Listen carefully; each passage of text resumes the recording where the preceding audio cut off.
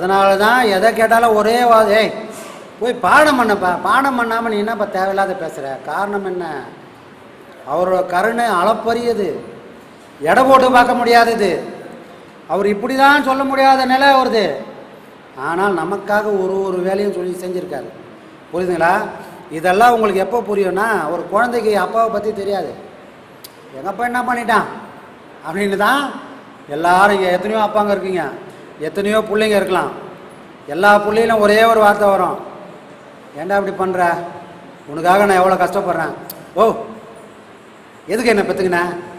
உன்னை நான் பெற்றுக்க சொன்னேன், எதுக்கு என்னை பெற்றுக்கின? நீ செய்ய வேண்டியது உன் கடமை அப்படின்வான். காரணம் என்னன்னா, ஒரு அப்பா இந்தம்மா அப்படி தான் சொல்கிறாங்களா? ஏன்னா பெற்றவங்களோட அருமை பிள்ளைங்களுக்கு தெரியாது.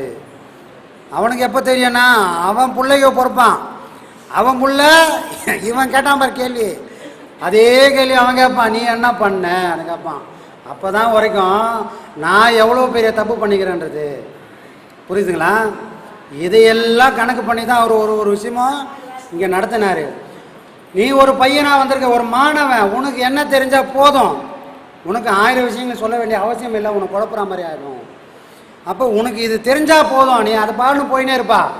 அந்த எல்லைக்கு போனதுக்கப்புறம் நான் உனக்கு இன்னொரு விஷயம் சொல்லுவேன்னு சொன்னது தான் இங்கே பாடங்கள். நீ இதை பண்ணு, இந்த பக்குவம் வந்ததுக்கப்புறம் நான் இன்னொரு பொருளை கொடுக்குறேன் அப்படின்னு உங்களுக்கு ஒரு கால வித்தியாசத்தை கொடுத்து ஒரு விஷயத்தையும் உங்களுக்குள்ளே நாங்கள் உள்ளே விதைக்கிறாங்க ஐயா. புரியுதுங்களா? அப்போ நீங்கள் என்ன பண்ணணும்னா, சாமி பாடம் கேட்டால் பாடம் கொடுக்க மாட்டாங்க சாமி அப்படிலாம் நீங்கள் வருத்தப்படக்கூடாது. உங்களுக்கான பக்குவம் வரும்போது நாங்கள் வச்சு என்ன பண்ண போகிறோம்? ஐயாவோட நோக்கம் என்னது? எல்லாரும் அவரோட பாதத்தை அடையணும், சரணாகதி அடையணும்னு தான் அங்கே பாதமே வச்சுருக்கோம். அந்த பாதத்தை தொட்டிங்களா? ஐயா சமாதி ஆகிறதுக்கு முன்னாடி எத்தனை பேர் அவரோட பாதத்தை தொட்டிங்களா? அவர் பாதம் எப்படி இருந்து ஃபீல் பண்ணிக்கிறீங்களா? இப்போ நீங்கள் அந்த பாதத்தை தொட்டிங்கன்னா அவரோட பாதம் எப்படி இருக்குமோ அதே ஷேப்பு தான் அங்கே இருக்கும். அவர் பாதத்தை நீங்கள் வருண்டிங்கன்னா என்ன ஃபீல் பண்ணீங்களோ அந்த மேடு பள்ளத்தோடு தான் இப்போ இருக்கிற பாதம் இருக்கும். ஆனால் ஒரு உண்மையை புரிஞ்சுங்க, அந்த பாதம் செஞ்சவரை நான் கூட பார்க்கல. அவரு இப்போ என் முன்னாடி வந்து உக்காந்தா கூட எனக்கு தெரியாது. அவர் தான் சொன்னோம், சாமி நான் தான் அந்த பாதம் செஞ்சவன் அப்படின்னு. அவர் சொல்லாமல் எனக்கே அவர் யாரும் தெரியாது, வெறும் ஃபோன் தான்.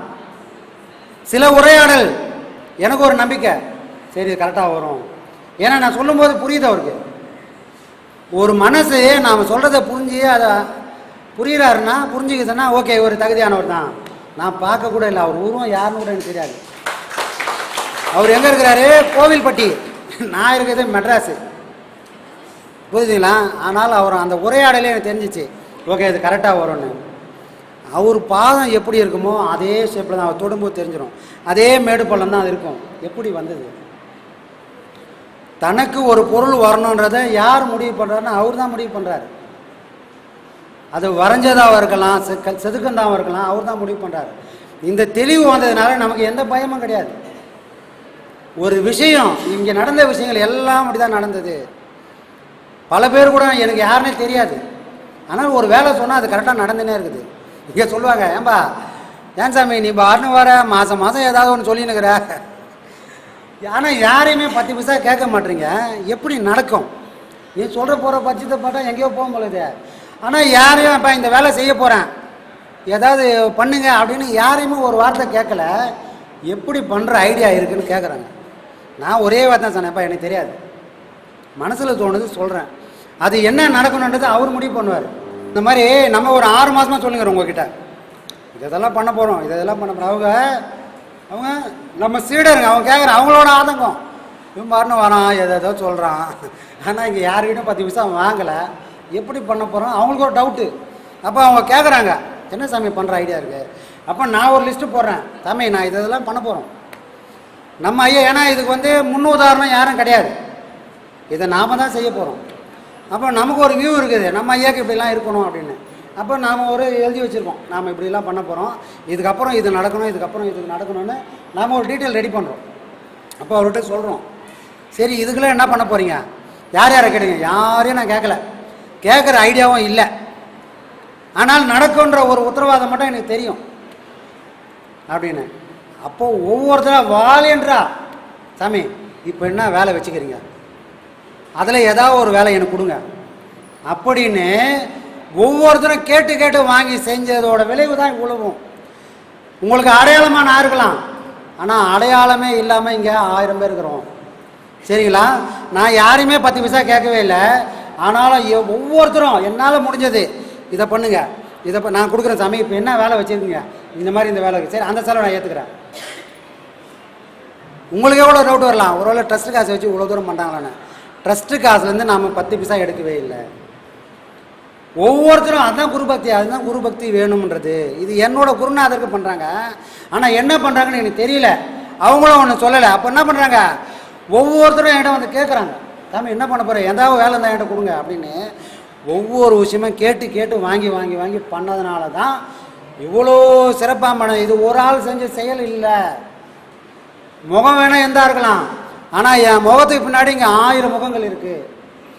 உங்கள் எல்லோரோட ஒத்துழைப்பு இல்லாமல் நம்ம குருநாதருக்கு இவ்வளோ சிறப்பாக பண்ணவே வாய்ப்பே கிடையாது.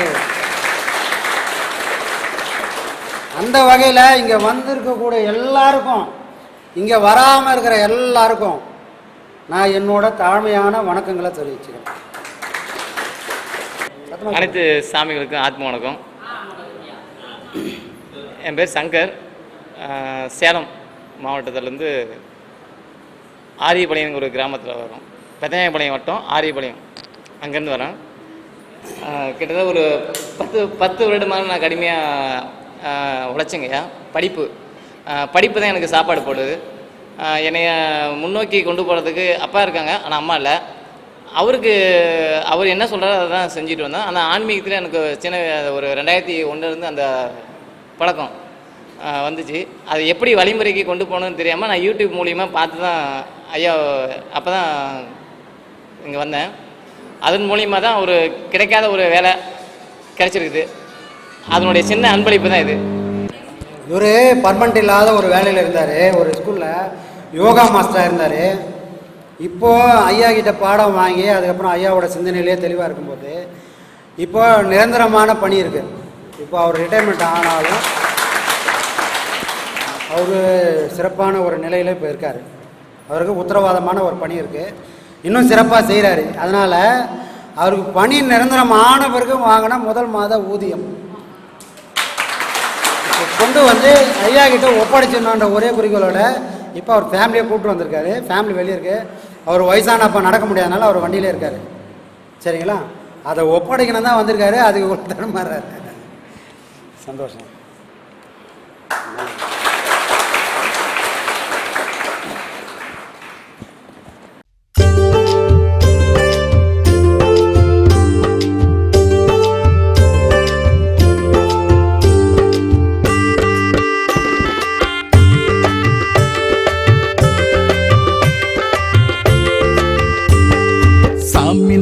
நித்யானந்த சாமி சரணம் பாடு, சங்கடங்கள் தீர நம்ம சாமியத்தான் நாடு. சாமி நம்ம நித்யானந்த சாமி சரணம் பாடு, சங்கடங்கள் தீர நம்ம சாமியத்தான் நாடு. சண்முகனின் சந்நிதியே அவர் வசிக்கும் வீடு, சண்முகனின் சந்நிதியே அவர் வசிக்கும் வீடு. புன்னகைத்து அரவணைப்பார் சாமி பதம் நாடு. சாமி நம்ம நித்யானந்த சாமி சரணம் பாடு, சங்கடங்கள் தீர நம்ம சாமியத்தான் நாடு.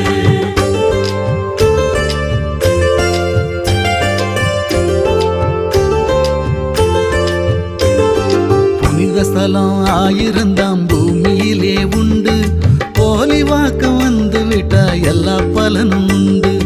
புனித ஸ்தலம் 1000 பூமியிலே உண்டு, போலி வாக்கு வந்து விட்டா எல்லா பலனும் உண்டு. பிரம்மஸ்ரீயாம் நித்யானந்தர் திருமுகத்தை கண்டு, பிரம்மஸ்ரீயாம் நித்யானந்தர் திருமுகத்தை கண்டு தரிசித்து ஆசி பெற நடப்பதெல்லாம் நன்று. சாமி நம்ம நித்யானந்த சாமி சரணம் பாடு, சங்கடங்கள் தீர நம்ம சாமியத்தான் நாடு.